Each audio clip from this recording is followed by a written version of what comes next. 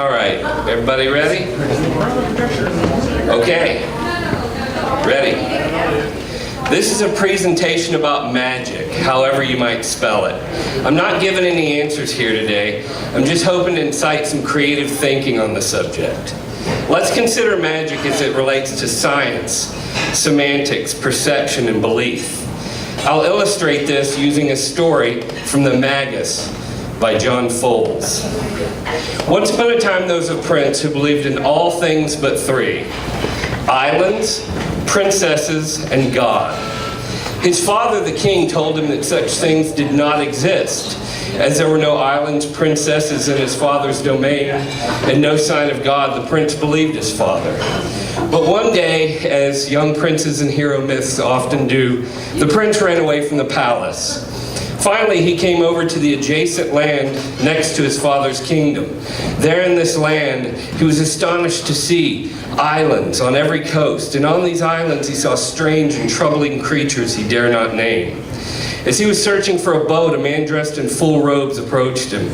"Are these real islands?" asked the prince. "Of course they're real islands," said the man in robes. "And what are these strange and troubling creatures?" "Those are genuine and authentic princesses." "Then God must exist too," cried the prince. "Why, yes, I am God," replied the man in robes with a bow. And then the prince quickly returned home as quickly as he could. Now, this is a story about people and magic, so let's go to some actual real-life people who said things about magic. The first one will be, you might be familiar with, occultist Aleister Crowley. He defined magic as the science and art of causing change in conformity with the will. This concept of magic seeks to be practical and effective, and pretty much benefits the magician, his or herself. Another take on magic comes from someone else you might be familiar with, Doug Henning, who famously said, "Magic is illusion, and illusion is magic." Now, this concept of magic seeks to enchant and amuse in a way that benefits the audience.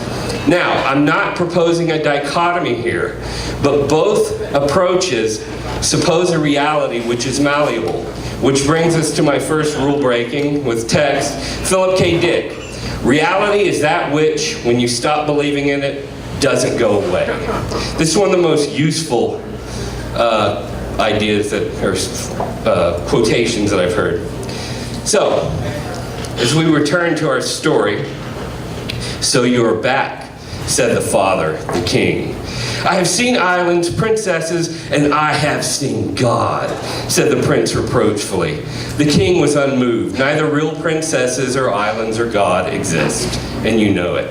"But I saw them," the prince insisted. "Tell me how God was dressed." "Well, he was adorned in full robes." "And were his sleeves rolled back?" The prince remembered they had been. The king smiled. "That is the uniform of a magician, my son. You have been deceived." At this, the prince once again set out to the next land to find the man in the robes. Now, the main rule of stage magic is to never reveal the secret of any illusion to any non-magician. I'm pretty sure we've got a few non-magicians in the crowd tonight, so I'm going to break that rule. I will teach you a simple trick where a rubber band appears to jump from two fingers of the hand magically to the other two. So go ahead and get your rubber band out and place it on your pinky and ring finger of one hand. Now, this is the hand that you see, the side of the hand that you'll see. So face the other side to your audience, and that is where the trick will be performed or seen. So you're getting the behind the scenes view here. Now, what you're going to want to do then is put your fingers down, bring the rubber band down, and don't get upset if you don't master it right away. Just keep trying. Now, I figured this trick out from watching a David Copperfield special, and I figured it out as a kid. So even if you don't get it here, when you go home about midnight, it'll click. So then bring the rubber band around behind all your fingers and over your nail beds. And what you'll see on the ring finger in the front and the pinky is the one band. It's kind of tricky. You kind of have to finesse it. But it's an easy and fun trick that's really easy to figure out using logic and all the possibilities without resorting to any superstition.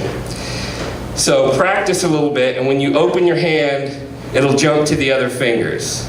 So you may not master it right now, but that's okay. This is something fun to mull over, and now I've got a hit out on me from those guys at the Crystal Castle or whatever it is. Back on shore with the magician. The prince spoke indignantly. "My father the king has told me who you are. You deceived me last time, but you will not deceive me again. Now I know that these islands and princesses are not real because you are a magician." The man on the shore smiled. "It is you who are deceived, my boy. In your father's kingdom there are many islands, many princesses, but you are under your father's spell, so you cannot see them." The prince pensively returned home. When he saw his father, he looked him in the eyes. "Father, is it true that you're not a real king, but a magician?" The king smiled and rolled back his sleeves. "Yes, son, I'm only a magician." "Then the man on the shore was God." "No, the man on the shore was another magician. But I must know the truth beyond magic." "There is no truth beyond magic, my son." The prince was full of sadness. "Then I will kill myself." The king used his magic to make death appear. Death stood in the doorway and beckoned to the prince. At this, the prince shuddered. He remembered the beautiful but unreal islands and the unreal but beautiful princesses. Very well then, I can bear it." "You see, my son," said the king, "now you too begin to be a magician." Now what does this all mean? Beats the shit out of me. But I'm pretty sure it has something to do with epistemology. I'll leave you with a final quotation from Johann Wolfgang von Goethe. "Magic is believing in yourself. If you can do that, you can make anything happen." But remember, this is the guy that wrote the book about the guy that sells his soul to the devil, so tread lightly. Thank you.